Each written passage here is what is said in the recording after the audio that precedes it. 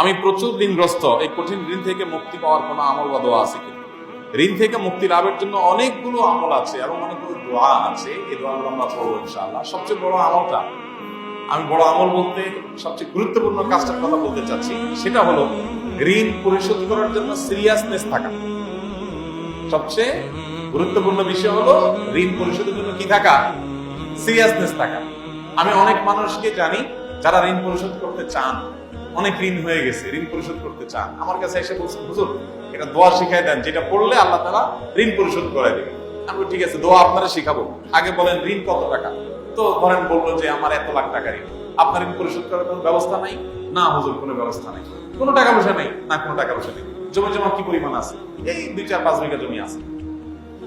জমি বিক্রি করে ঋণ পরিশোধ করতেছেন না, এটা কোনো কথা? হুজুর জমি বিক্রি করে ঋণ শোধ করবো? অনেকে আছে ব্যবসার টাকা আছে, না ভাই পকেটেরটা দিয়ে ঋণ শোধ করবো না।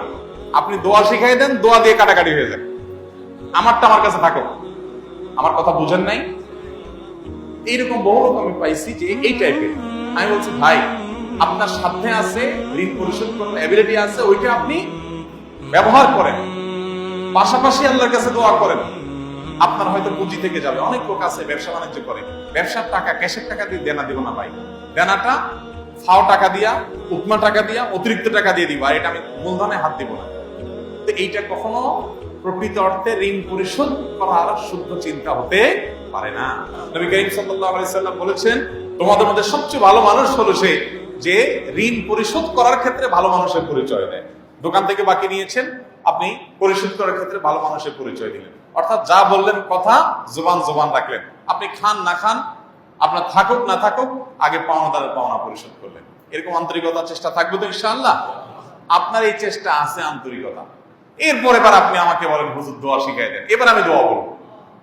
কথা কি বুঝতে পারছেন? এতগুলো কথা বললাম এই জন্য যে আপনার টাকা পয়সা সব আপনি রেখে দিয়ে এরপর বলছেন হুজুর আপনি দোয়া শিখাই দেন, আপনার দোয়া দিয়ে ঋণ কাটাকাটি হয়ে যাক, আমার টাকা আমার কাছে থাক। এই 2 নম্বরই করা যাবে? আল্লাহুম্মা কফিনি বিহালালিকা আন হারামিক ওয়া আগনিনি বিফদলিকা আম্মান সিওয়াক। আল্লাহ, আমার জন্য যেন হালালই যথেষ্ট হয়, হারাম যেন প্রয়োজন না হয়, আপনি ছাড়া কারো যেন মুখাপেক্ষি হওয়া না লাগে, আপনি আমাকে সেই তৌফিক দান করুন। এই দোয়া করবেন, আল্লাহুম্মা কফিনি বিহালালিকা আন হারামিক ওয়া আগনিনি বিফদলিকা আম্মান সিওয়াক।